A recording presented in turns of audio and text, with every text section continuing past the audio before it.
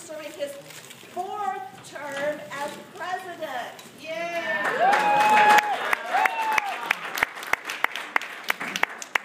He's been a very active participant in contests over the years and has won the district contest for evaluation, tall tales, and table topics.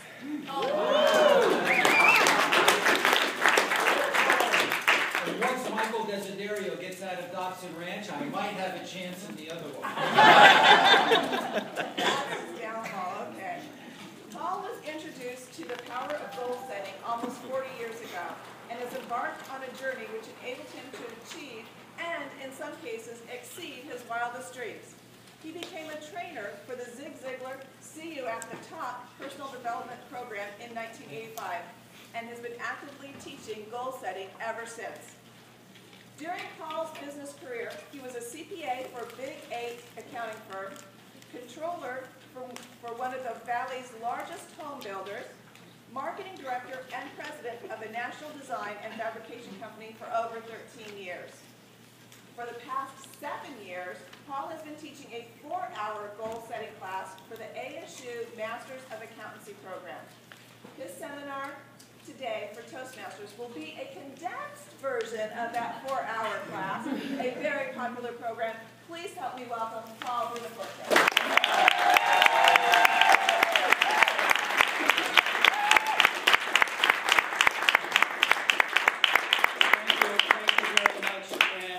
How many of you were at the session this morning, the opening session? I couldn't have asked for a better tee-up because Don was talking about goals, talking about finding your strengths, and he was very entertaining, so I know everybody's coming in here feeling pretty good, but I still think that you need a joke, right? At all Toastmaster meetings. So there's this couple, elderly couple, Hazel and Elmer. And Hazel is kind of curmudgeon-y, and the older she gets, the more challenges she has. And she started getting into kleptomania. She's been stealing things, and some of the store owners have really been a little disgusted with her taking things. So finally, they report her to the police. She gets arrested. She goes in front of the judge. Her husband Elmer comes in. He's kind of a little bit beaten down by Hazel. She gets in front of the judge, and the judge says, "Okay, Hazel, now what did you steal this time?" And she said, "I stole a can of peaches." He said, "Why did you do that?" She said, "I don't know." He said, "Well, that's it. I am going to have to punish you. So how many peaches were in that can?" And she said, 6. And he said, "Okay, you have 6 days in jail." And you know, Elmer's just sitting there. And he said, "Elmer, do you have anything to say?" And he said, "Well, she also stole a large can of peas."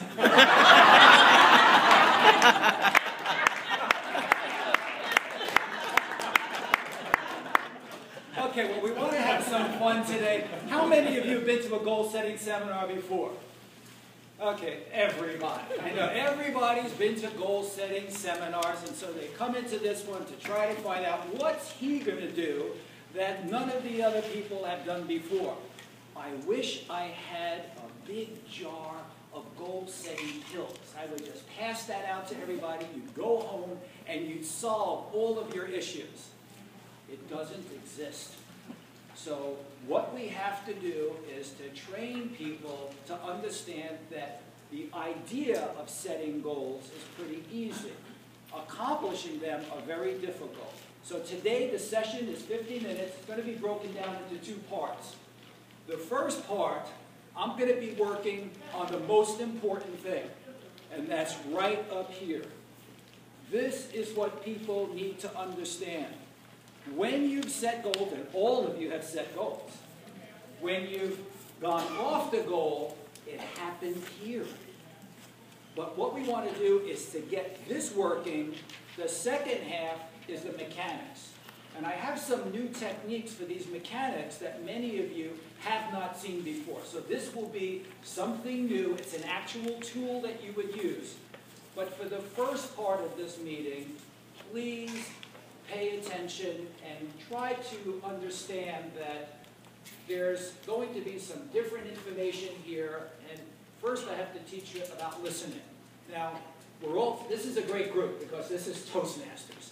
And you are the cream, as Don said. I've got the creme de la creme right here of Toastmasters. And you're all excellent listeners. How many of you have heard of active listening?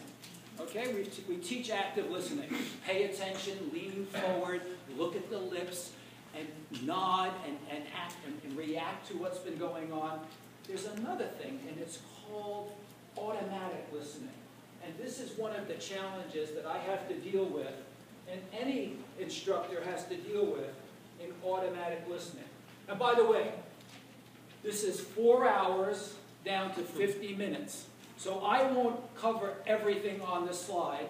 And some of the stuff is going to come at you so quickly, it's like taking a drink out of a fire hose. So understand that I will be going pretty quickly. I want to cover enough area because it's such a diverse group.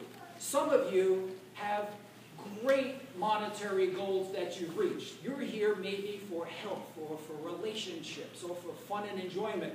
So it's a mixed group. Some of you are fine with health. You want something else. So I want to be able to cover a lot of areas. One of the challenges is automatic listening. And with automatic listening, many people are looking for the flaw. What am I going to say that wipes everything else out? That's what people do. They look, well, he said such and such. Now you've invalidated the whole seminar. So don't look for the fatal flaw. Keep an open mind. Many of you will be going like this because I said something that you agree with. Isn't that cool? You know, I've confirmed what you believe. But what about the areas that don't sound correct to you? Those are sometimes the most important. So what I want you to do is don't look for a flaw. There's really no response necessary, but everybody's got the little gremlin or the bad wolf on their shoulder, which I'll talk more about later, saying, well, you don't believe that, do you? And so you're invalidating it. You have to set that all aside. And what I want you to do is don't try to see what is valid or what you want to have in your life. So set that aside. Instead, look for creative listening. What are the possibilities? I'm going to throw a lot of things out at you. What are the possibilities? And that's the way to be thinking about what's going on today.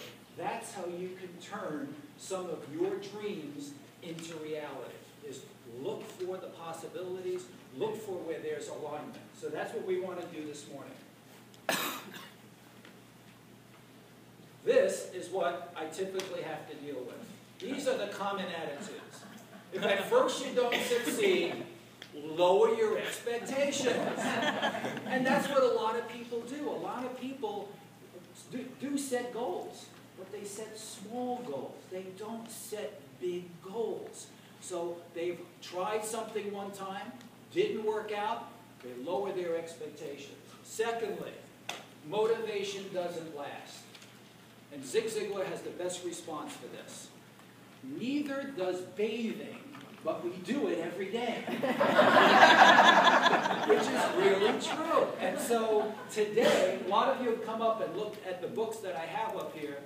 The idea today is I'm going to hit a point, and then I'm going to recommend a book that you can drill down on if you want to take that a little further, because I just can't give you everything in 50 minutes. And just remember, your investment here today is like going to one Toastmaster meeting. That's it, 1 hour, that's your investment. If you get 1 or 2 ideas that turbocharge you in another direction, the investment of 50 minutes has been worth it. So I'll make a lot of book recommendations. And by the way, after the meeting is over, you can come up with your smartphone and take pictures of the book. I do have some suggested reading, but a couple of people have already done that, which I think is great.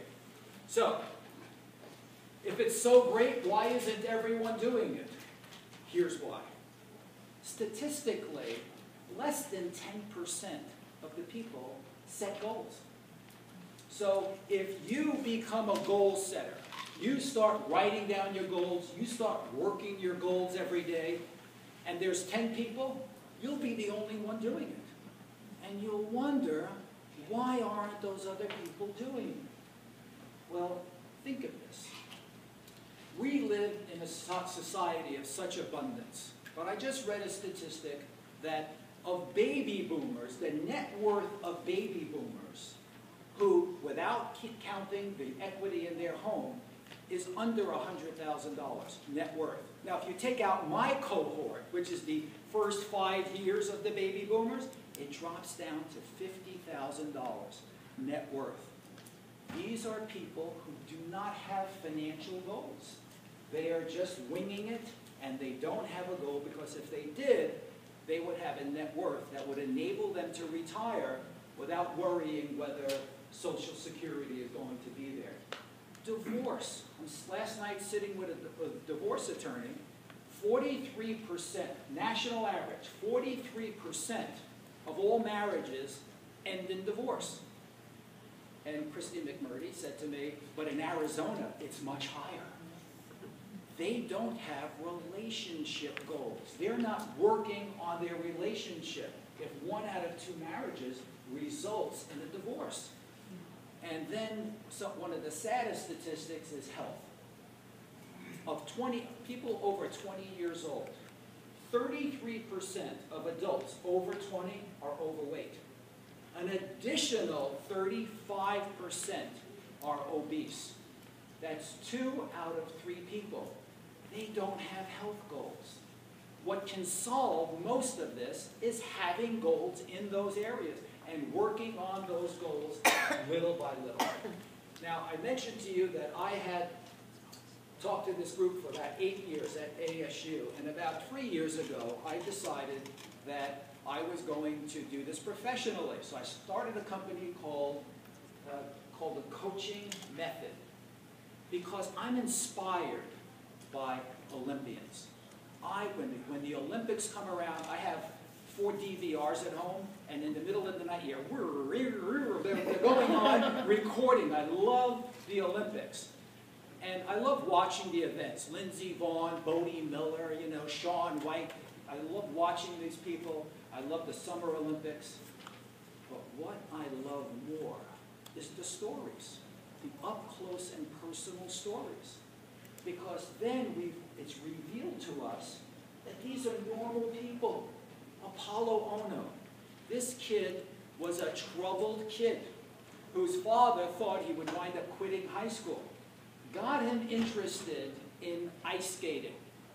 And he went to the ice skating rink. The father was a hairdresser, drove 2 hours from Vancouver up to an ice skating rink every day. Apollo Ono goes on to become a world champion. Also, he won Dancing with the Stars, too, which I love. And so I love this, and at this seminar, I asked the students, what 2 things do Olympians have that most people don't? And they'll yell out perseverance, focus, good attitudes, and all the adjectives that they yell out, they all have. You all have. How many DTMs do we have in here? Look it up. Don, where's Don Griffith? Don told me we're in the top 3% of all Toastmasters if you have a DTM. How many in here have a college education? Look at this. You're in the top 25 of educated people in the country. How many of you have a master's degree or more? There's top 5%. So we have all of these attributes of Olympians. But there's 2 things most of you don't have. Some of you do. The first thing is, most of you don't have a coach. All Olympians have coaches. And not only do they have a coach, they will search out the perfect coach for them. They'll separate families. Remember Gabby, the flying squirrel? At 8 years old, they sent her away to live with a coach. Families will split up and move across the country to be with the right coach, because the coaches are critical. If it wasn't for the coach, Michael Phelps would not have gone to the pool every day for 4 years, except his birthday and Christmas. You know what he would have been doing? Smoking pot and eating pizza. Just like everybody else. It was the coach that kept him doing it. That's what helps people. Most people are motivated. They're very motivated. What they haven't been able to do is stay accountable, to be held accountable. And that's what coaches do. They have an agreement to hold you accountable. I went to a Harvey Mackay seminar. Everybody know who Harvey Mackay is? Yeah. Harvey Mackay said, I have 13 coaches. And Harvey Mackay, 13 coaches. He has coaches for everything. They help hold him accountable. His financial coach will call him up and say, hey, have you been making those deposits? Have you been doing this? Tennis coach. Everybody benefits by having coaches. And now, the second most important thing. All Olympians are coachable.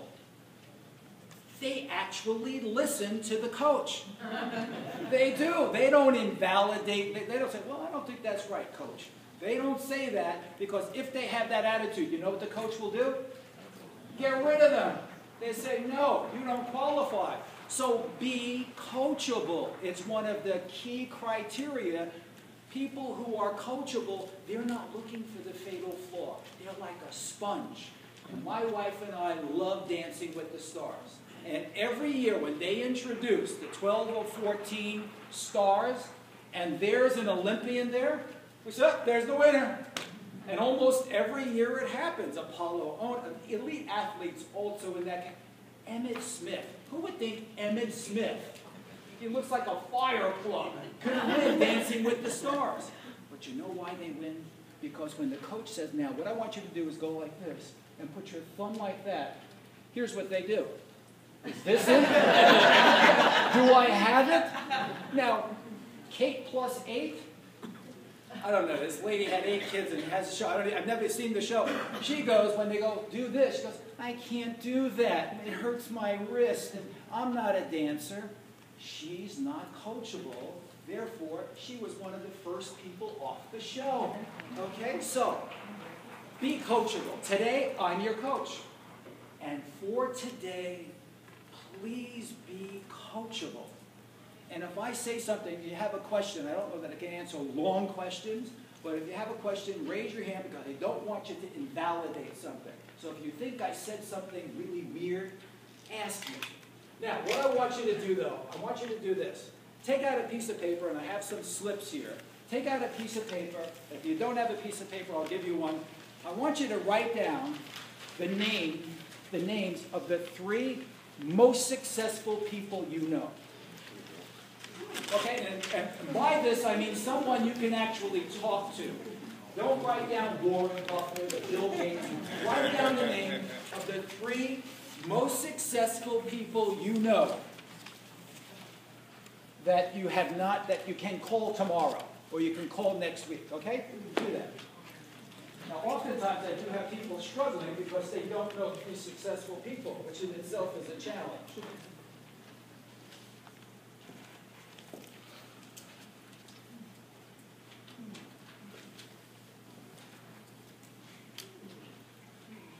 Okay? Try to get 1 successful person. By the way, I read a statistic that, of course, it's very important to have a great reference group, and I read a statistic that you will become the average of the 5 people that you spend the most time with. So very important to incorporate in your life some successful people.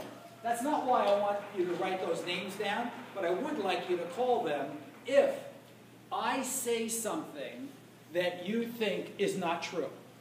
If I say, write that down, and then call one of the 3 most successful people you know and ask them if it's true. Don't ask your neighbor or one of those 9 people that I told you about that have no idea what a goal is. Ask the most successful people. And what you'll find out, in 99 out of 100 cases, they'll agree with what I'm sharing with you. Okay, so I told you a little bit about me. I'd like to just get a little sense of how many of you here are in business for yourself. Raise your hand. Let me just see some of the hands. 1, 2. Okay, good. Okay, thank you. Everyone else that didn't raise their hand, stand up. All those that didn't raise their hand. This is worth attendance today. Because you are all in business for yourselves. You are all in business for yourself. The moment when you get that, you can sit down now. When you get that, you will understand you are in business for yourself. You're your CEO, CFO, CIO. You are your human resources department. You're your own marketing director. You're you, Inc. That's who you are. And what's your brand? Myself.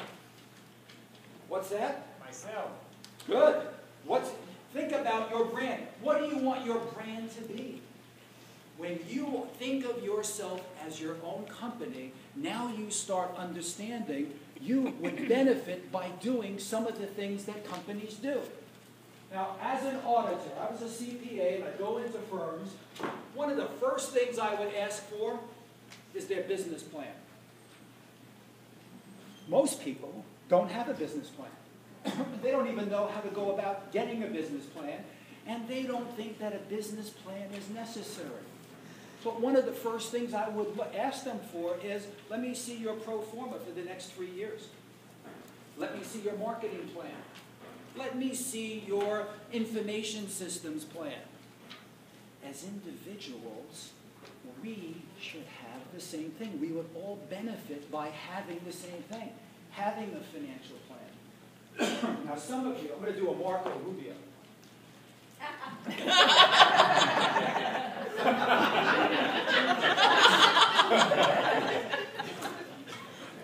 A lot of you are thinking, oh, how can I possibly come up with a personal business plan? I don't even know how to do a one-year statement.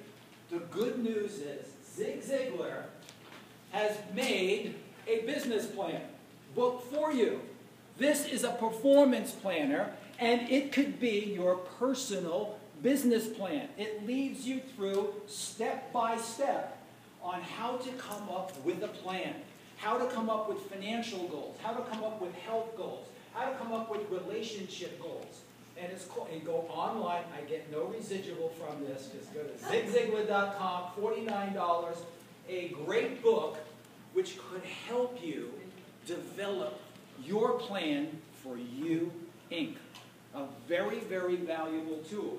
And we're going to be doing a little bit of what's in that book today so that you'll understand how that works. Okay, so you all understand that it's up to you to take control. But it's not easy. There are problems that we have to deal with right here. This is where it all starts. And everybody knows fear is one of the biggest. Fear of what?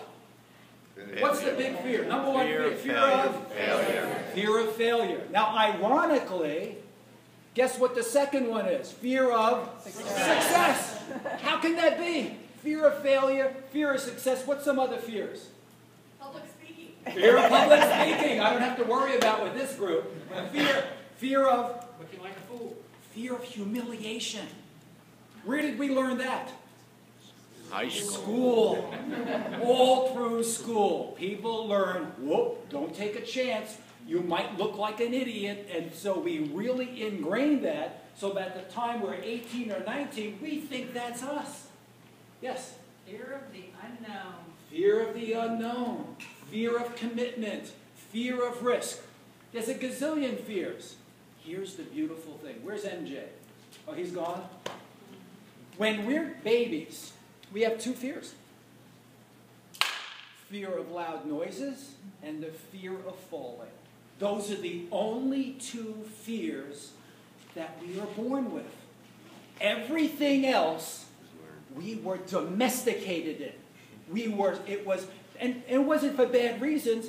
Our parents and our teachers, you know what they wanted to? They wanted to get us to survive. Their goal was survival. So they teach you all these things so that you get to be an adult. But the harm that was done was one of those unintended consequences. So we get to be an adult. We have all of these fears. We think it's us. I hear people say that all the time. Oh, I'm afraid of heights. I'm afraid of spiders. I'm afraid of water. I'm thinking, I would love to go back in time and watch when that fear was planted. Because I'm sure it was being done, the spider, maybe there was stacks of wood, and they said, oh, stay away from the stacks of wood because there's spiders in there, or stay away from the water because maybe the grandmother drowned or something.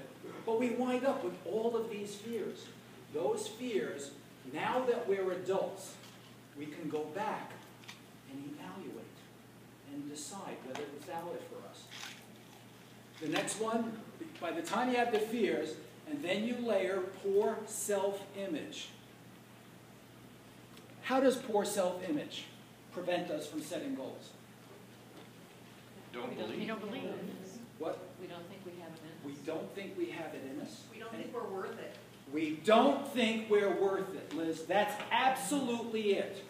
People, they won't admit this, but they'll think that those great things are for other people. Those people that have money, they're special. Those people that have great relationships, they're really unique. Those people who are in great shape, they have good genes. They don't think it's valid for them. So in Zig Ziglar's program, which I recommend this book, See You at the Top. This is the program I used to teach. It starts off with self-image until you can rid yourself of all of those poor images that were installed in you. Until you can get rid of that, you can't move forward because you don't think you deserve it. You can't see yourself financially independent. You can't see yourself in a loving relationship. You can't see yourself at a proper weight, being healthy. You've got to work on the self-image. Once you get rid of your fears, once you work on your self-image, the rest starts falling into place. Because this is what I do. You've never been sold. You got to be sold on the importance of goals. Ziglar and all of these other motivational speakers, that's what they try to do. They try to sell you. I don't know if anybody like Anthony Robbins, Tony Robbins. Guy is, some people like him, some don't. He gets up there and he sells powerfully. And they tell story after story after story, which I personally know is true. There's nobody in this room that was born into a poorer family than mine.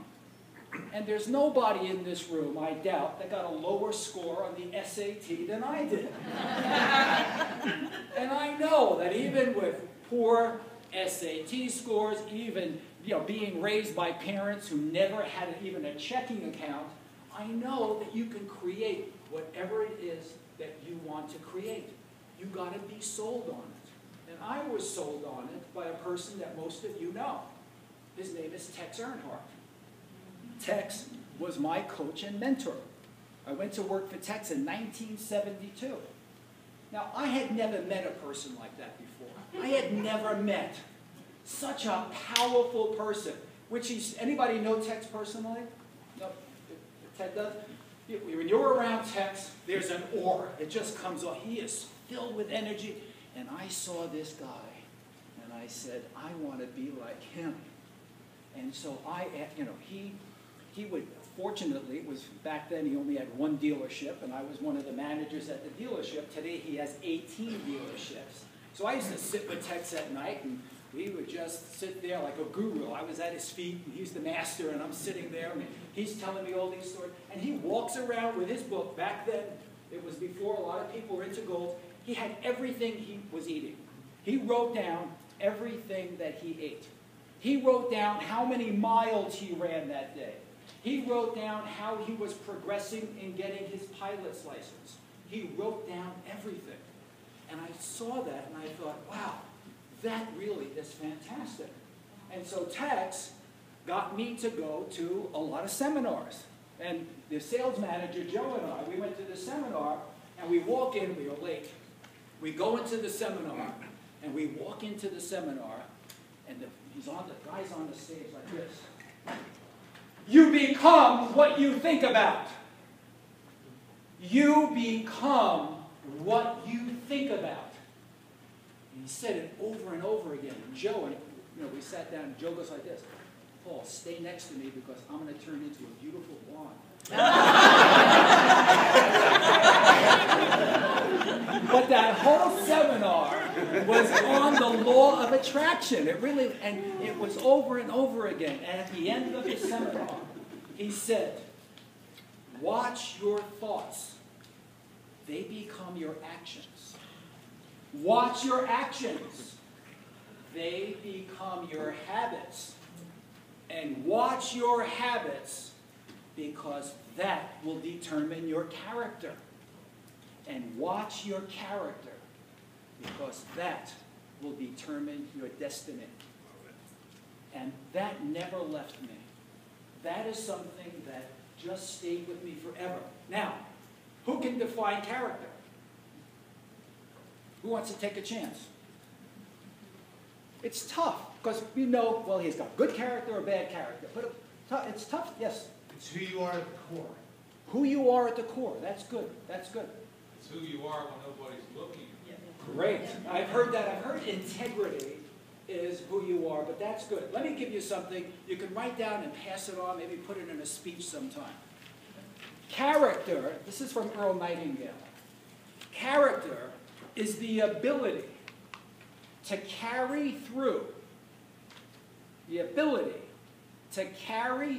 with a commitment long after the excitement of making the commitment has passed.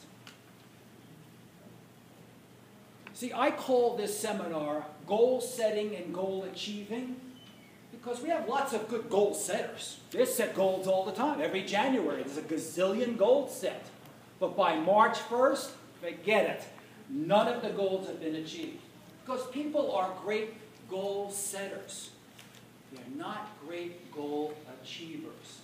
And that's what we have to learn how to do. We have to learn how to follow through on achieving the goals. So, and that's what's going to get you to some of the opportunities to work on goals today. You got to get past these 4 saboteurs. This, if you get your self-image in place, if you're sold on, how many of you sold? That goal's good. Raise your hand. How many of you have sold? Okay, I'm getting that hand. Goals work.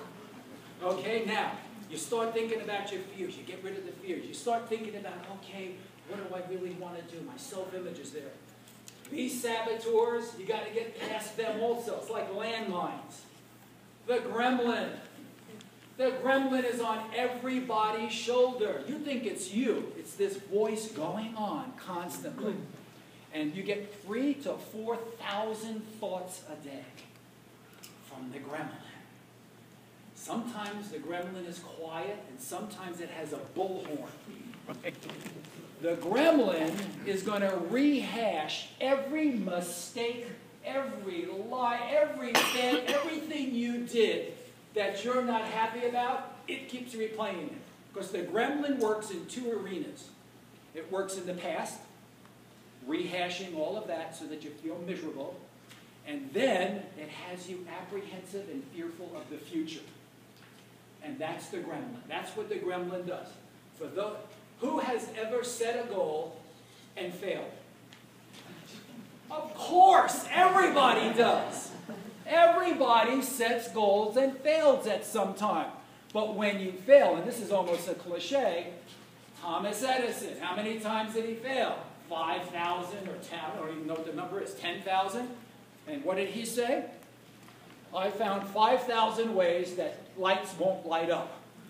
That's what he found. Because when you set a goal and you fail, what caused you to fail? Now you can avoid duplicating that and find another method that will work. Get rid of the gremlin. It'll never go away, but Eckhart Tolle, in his book, Living in the Now, a challenging read. Don't sit down and read this whole book. This is a book you read 1 chapter at a time. And he talks about the gremlin and what you can do to quiet the gremlin so that you can be in the present and get your goals accomplished.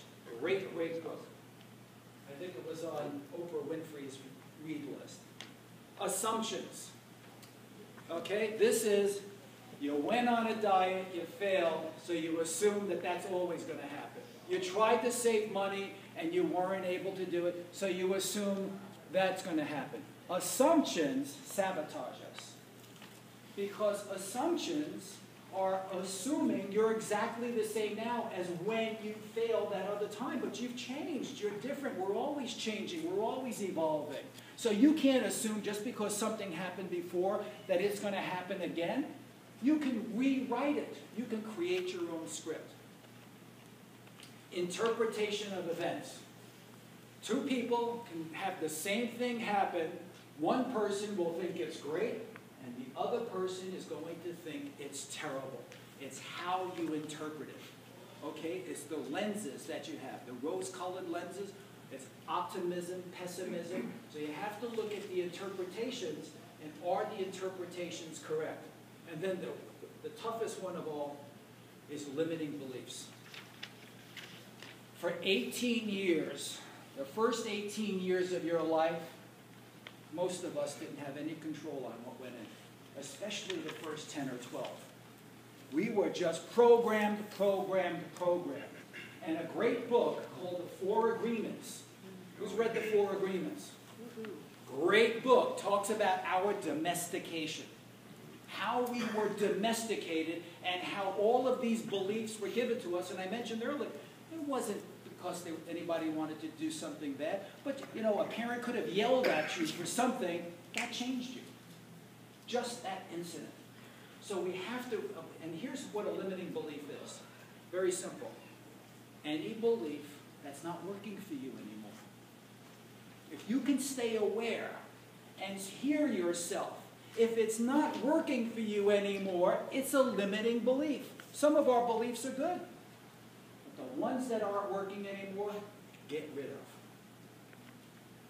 And now, most of us, this is the one I love. Successful people do what unsuccessful people aren't willing to do. Did you ever hear this one? I'm not comfortable doing that. I love when I hear people do that. I'm not comfortable doing that. Or that's not me. You know, I don't like to do that. I can't do that.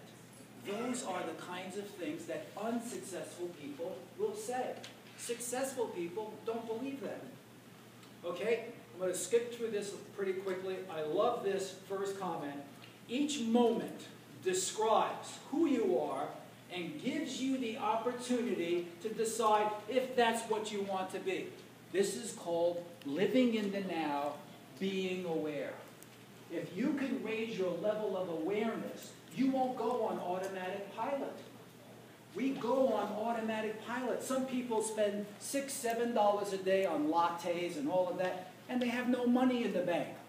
So they come to a goal seminar and they think, oh yeah, okay, I'm not going to spend money on cigarettes and lattes. I'm going to put that $15 a day in the bank.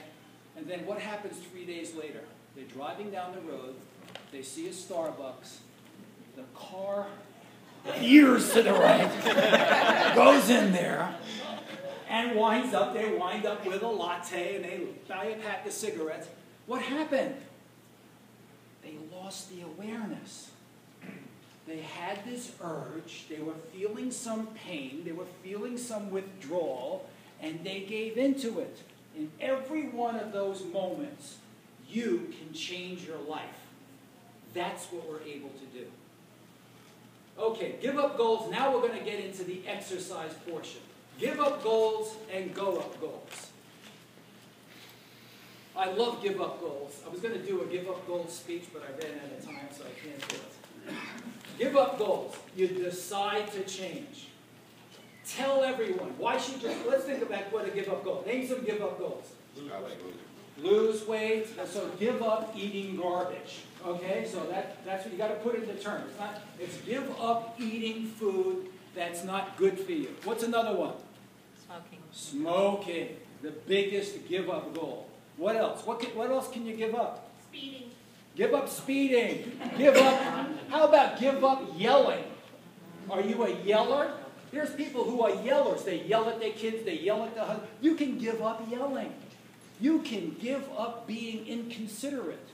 You can give up being mean. There's a million things to give up. Why tell everyone? So Accountability. Yeah, right. Accountability. And have a partner. Plus, some people like to rub your nose in it. You know, if you say, okay, I'm going to give up Krispy Kremes, and you walk into the office with a Krispy Kreme, well, I thought you were going to give that up. Tell everybody so they hold you accountable. We are motivated. We need accountability. And that goes to the next one. Get help. Join groups. Get self-help coaches. Do organizations. They'll help you to be accountable. You can join some groups. They'll weigh you every week, so you know you got to lose weight because you're going to go in and get weighed. So or somebody that's smoking groups or alcohol. All of these things you can give up. You need help doing it. Try substitutions. I hate to admit this, but I smoked for 10 years. 2 packs a day. Luckies and Camels with no filters. Ooh, and my hands were brown. It was terrible. And I could not quit. I tried it so often. Finally, I got a substitution. Remember Kojak? I look a lot like Kojak now. Lollipops. I had a lollipop. Anytime I had urge, boom, I had a lollipop. It worked. I gained 10 pounds, but I quit smoking. Have all false teeth because of the sugar.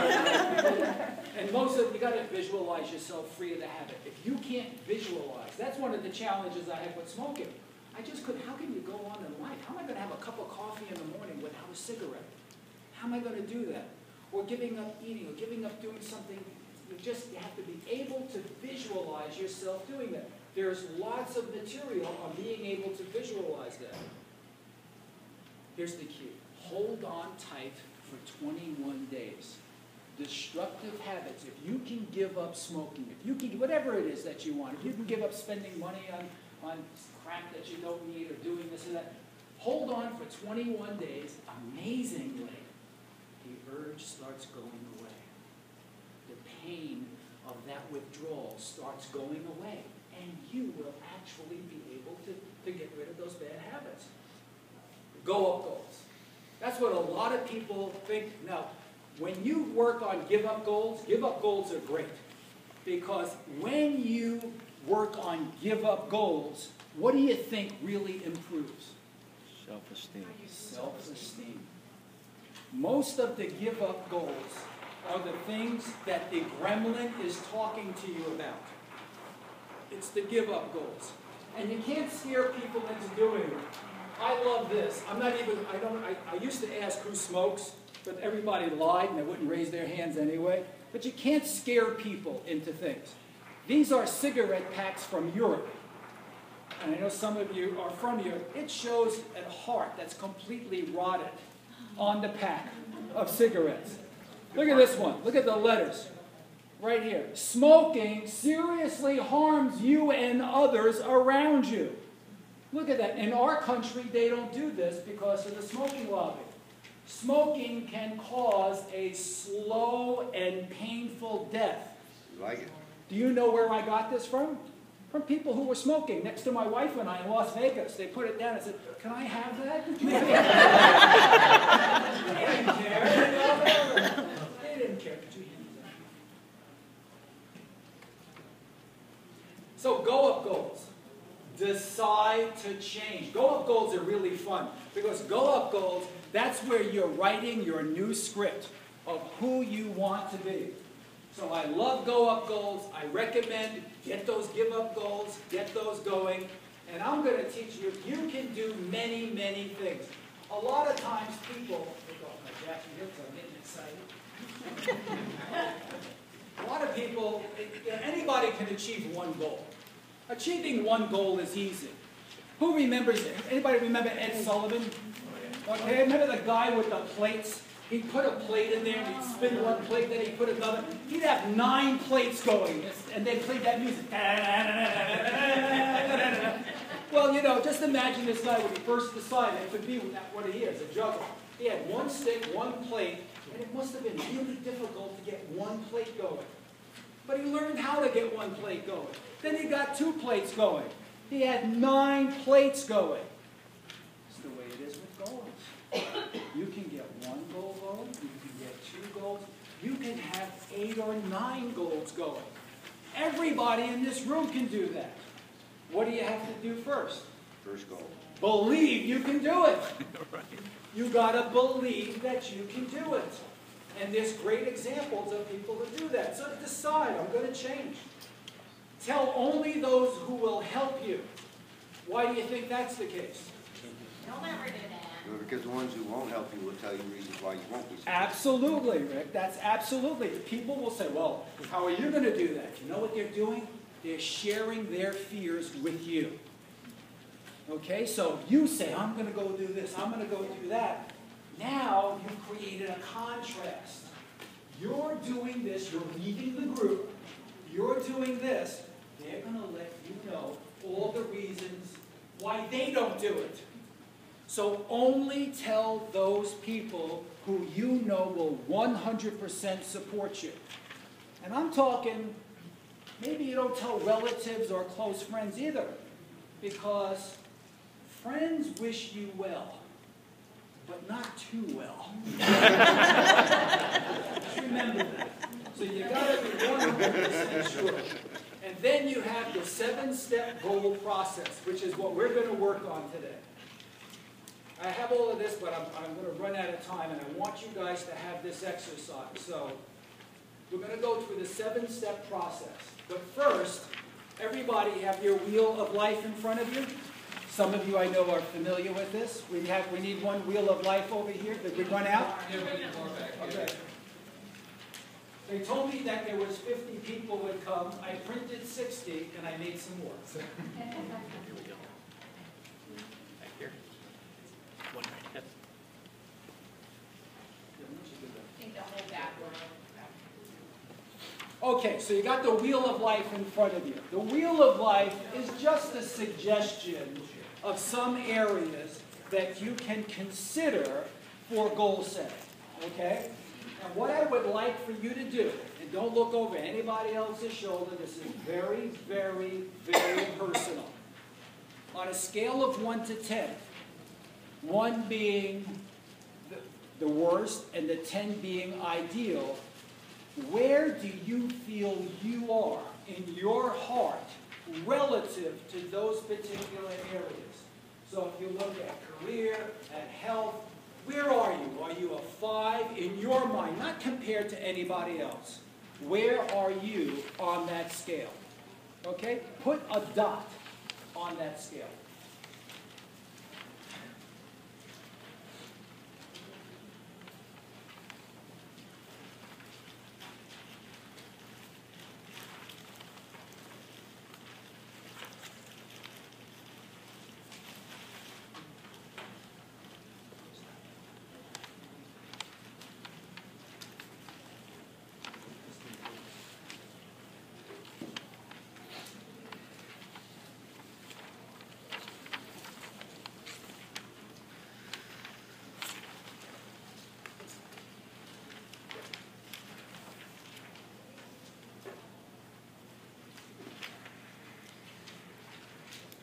Okay, now pick one of those that's important to you. One of those areas that's important to you.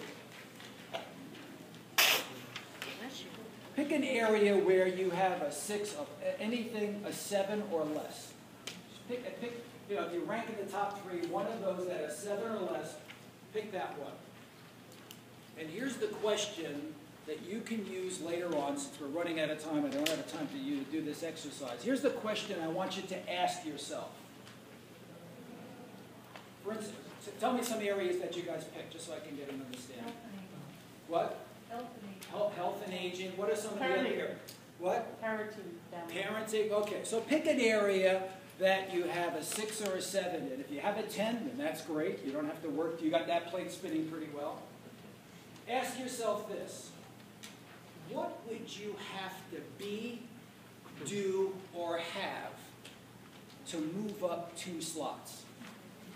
Think about that. If you're a 6, what would you have to do, be, or have to be an 8? Okay? Think about that.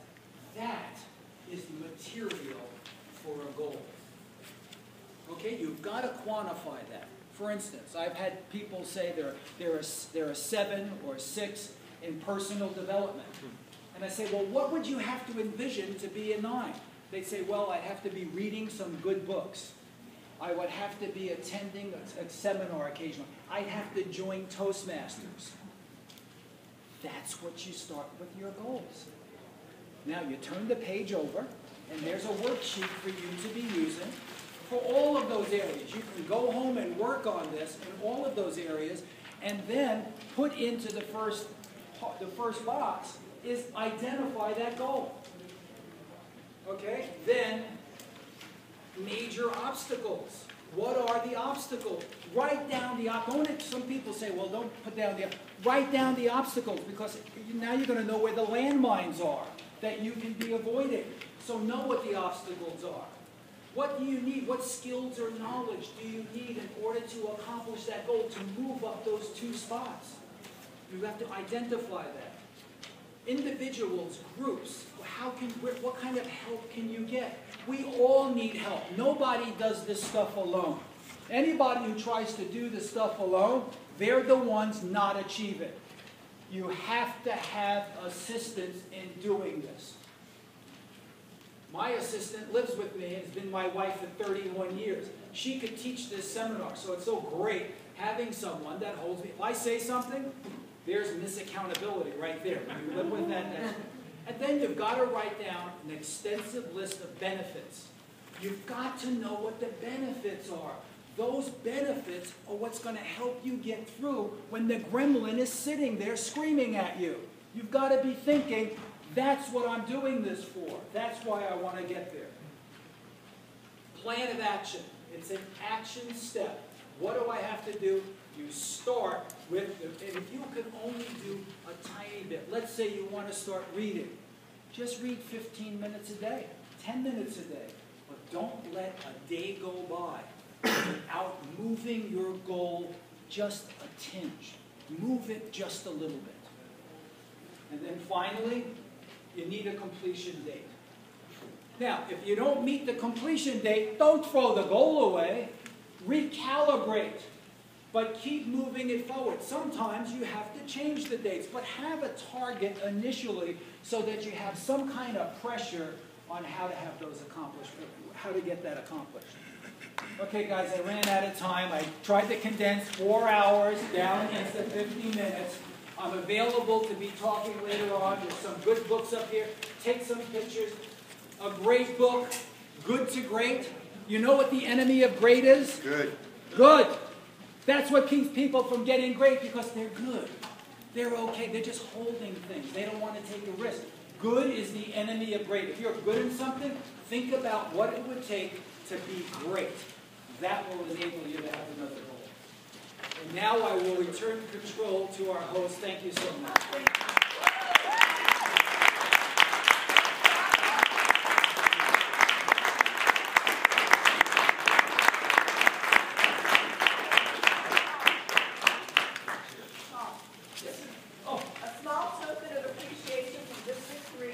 Thank you so much. Thank you so much. My pleasure. It was really great sharing this with you guys today. Thank you so much.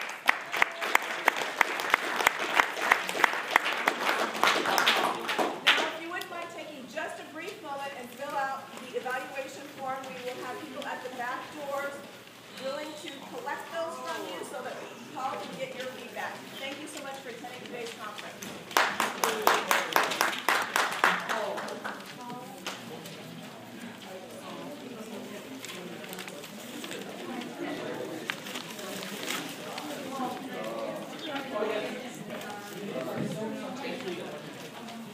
yeah.